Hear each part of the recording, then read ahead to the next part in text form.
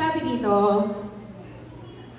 alam ko nasa ditong sinulat ko na version. So sabi dito, rejoice in the Lord always. Again, I will say, rejoice with exclamation point.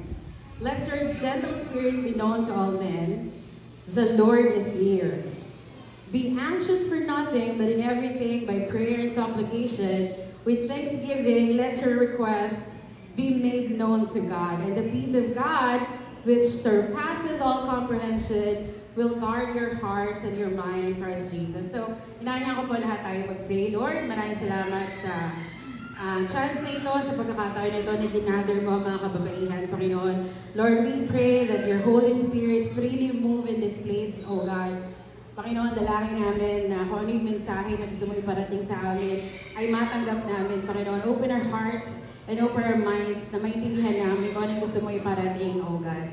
And we bind all the forces of evil in Jesus' name. And we let loose the spirit of understanding, the spirit of love and harmony in this place. Panginoon, sa iyo lahat ng papuri at pasasalamat sa pangalan ni Jesus.